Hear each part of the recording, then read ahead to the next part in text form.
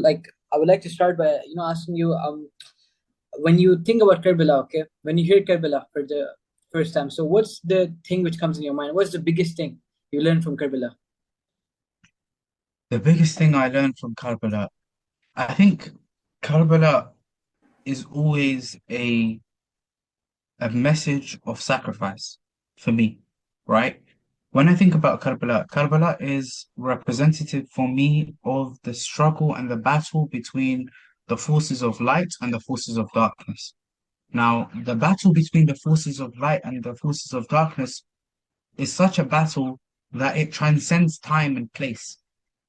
When you think about Karbala, Karbala is not just an event that happened in history. Karbala is an event that is always relevant in every person's life, in the world today, on every layer, Karbala is there.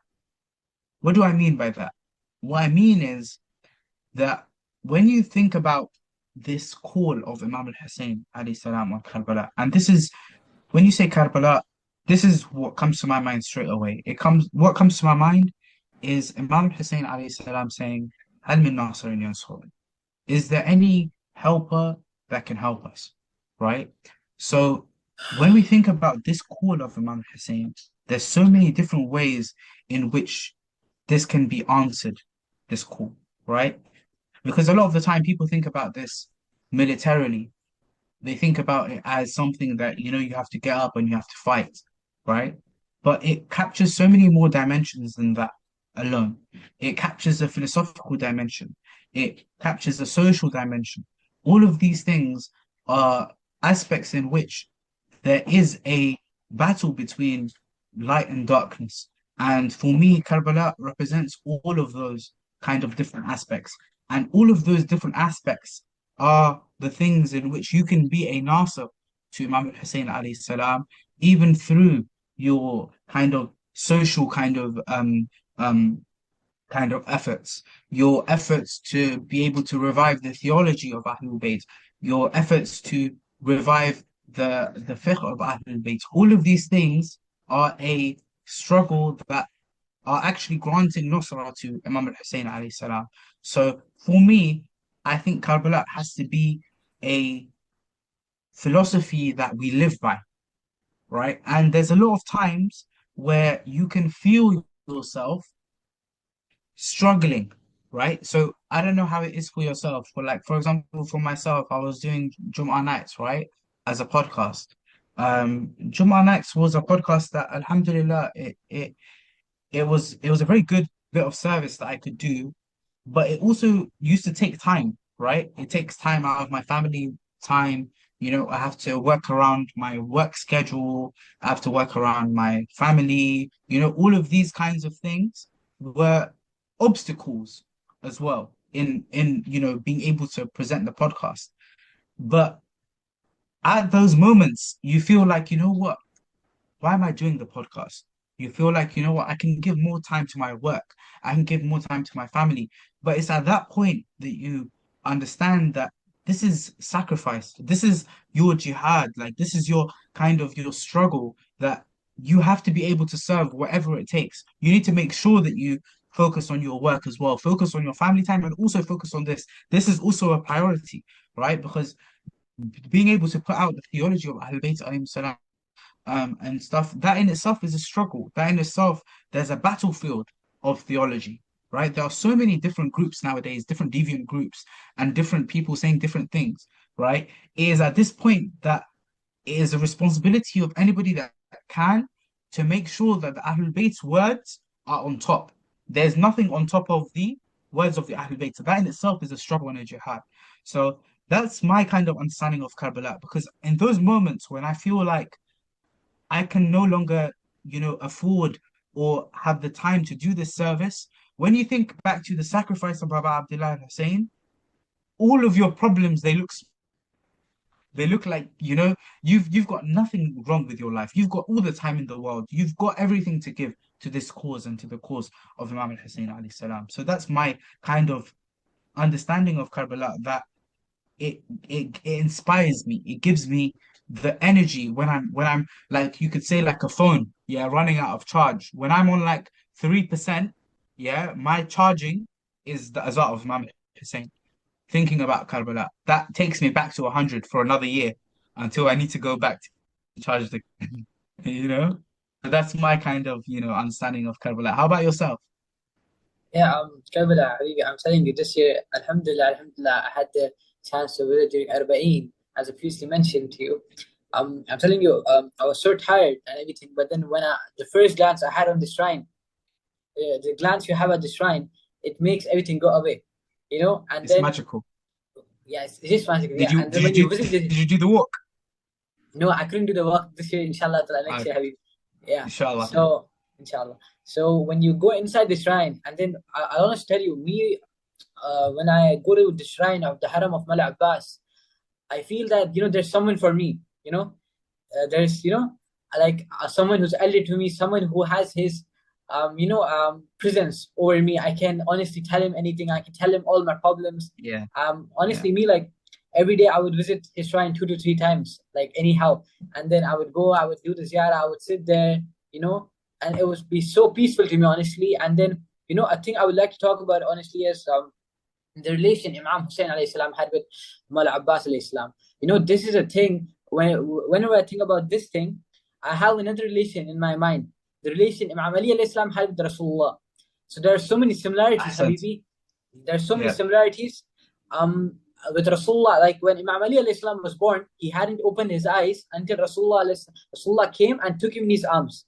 And it was the same exact mm. thing with Aba Abdillah alayhi salam and Abul Fadhl Abbas alayhi salam. And the Rasulullah had given the azan and ikama in the years of Imam Ali alayhi salam. And exactly same thing with Aba Yeah, Abdullah alayhi salam and Abul Fadhl Abbas. And then Imam Ali alayhi salam had, stuck the Rasulullah's tongue for the moisture and the, nutritious value. And it was the same exact thing with both of them as well.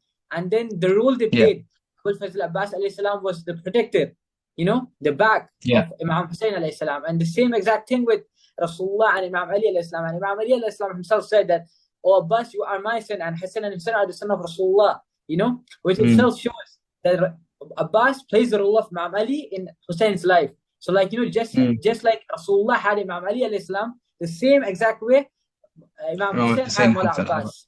This Yeah. is this is something that is even Quranic, right? When we look at والشمس وضحاها والقمر إذا تلاها, right? You see how it mentions the sun and its dawn, its brightness, and then it says والقمر إذا تلاها, and the moon when it follows it. Yeah, when you look at the kind of the riwayat with regards to this ayat of the Quran, the tafsir of it shows that in the time of Rasulullah, the Shams, yeah, the sun is Rasulullah, and the Qamar is Amir Mu'mineen alayhi salam. Yeah, because he follows Rasulullah. Every step that Rasulullah used to take in the sand, Imam Ali alayhi salam, he makes the same steps in the sand. He mentions that in one of his own ahadith. Now, when you look at Imam al-Hussein alayhi salam, we know in the narrations that the Imam, the Hujjah of Allah upon earth, is the Shams. Yeah, many of the narrations they mention that. There's a very long narration in Al-Kafi in volume 8 speaking about the characteristics of the Imam. It mentions that the Imam is the sun, the brightly shining sun. And then it mentions Wal Qamari Idha Talaha. And here, this is the title that I believe is Al Abbas's title, Qamaru Bani Hashim. When you understand the understanding of the moon of Banu Hashim, he's the moon because he follows the Shams in its complete form. And on top of that, there's also another Quranic indicator.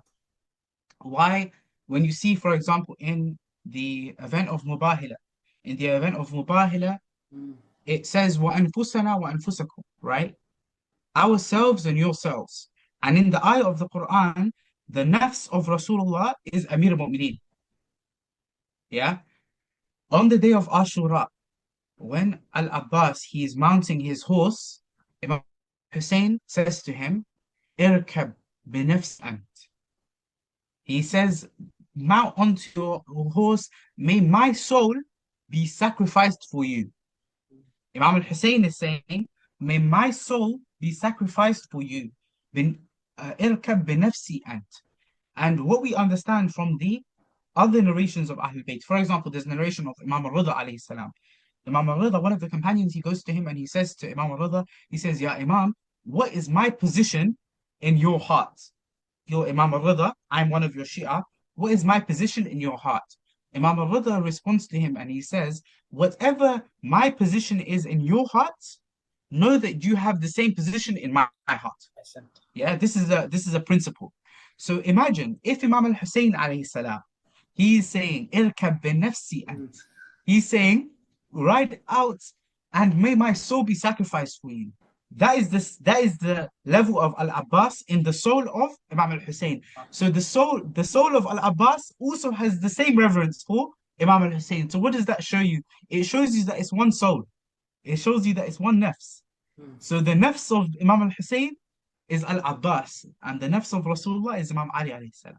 So you Yeah. see that this connection is truly, it's beautiful, and you see it in the Quran, you see it in the Hadith, and you see it in the actions of Al-Abbas towards Imam al-Hussein, and the same symmetry that you mentioned with regards to their birth, with regards to the events of their birth, with regards to Iqama, Adhan, how they used to be as children, how he would follow the footsteps of Rasulullah, Imam al-Abbas doing the same for Imam Hussein. All of these things, it builds you an amazing structure and relationship. And this is something that I really love as well. And when you're going back to the ziyarah of Arba'een, when I went in 2022, we did the walk, Alhamdulillah.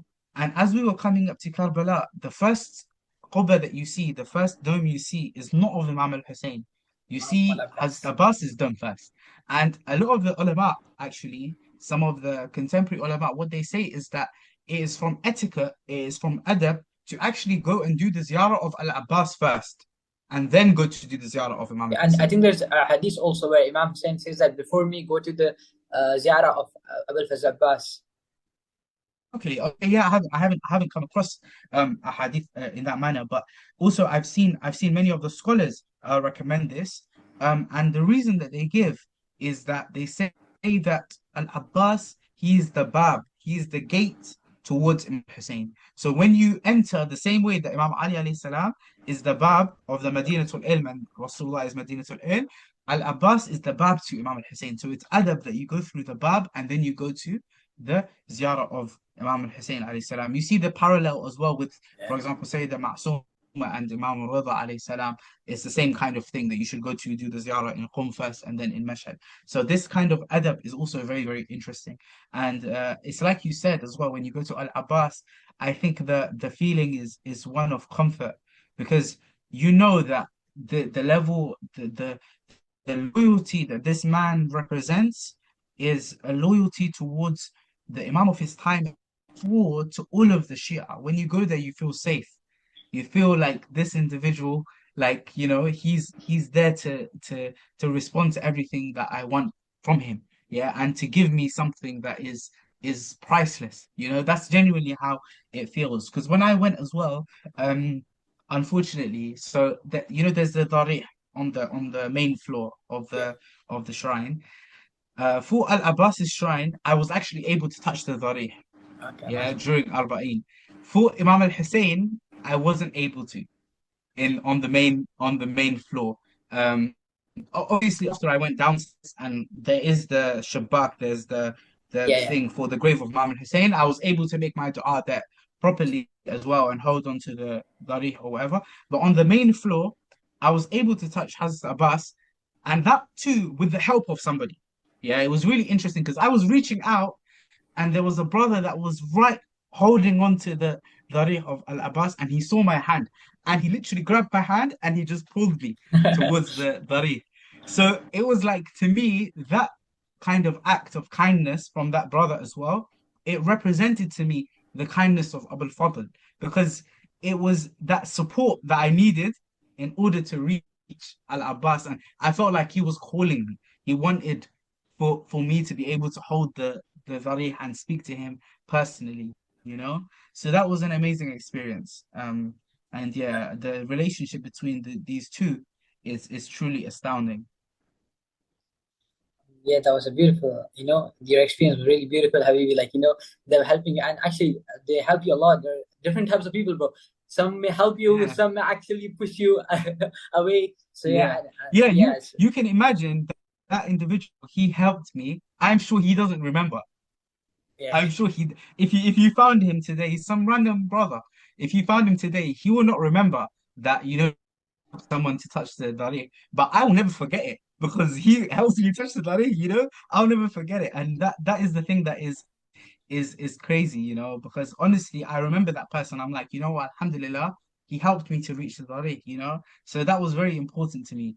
And And a beautiful during experience. Arba'in, so like when I remember during Arba'in, I was, trying to get the zari, and I was trying to do the ziyarah with my hands, and suddenly I would be really close, and then a group of people would come, I would be all Yeah, back push again. you out. Yeah, that happens all the time. I felt like that happened to me like 3 times. And Imam Al Hussein, it's literally like you see the distance that I am right now from the camera. That was the distance, and then Yeah. I get pushed. It was crazy.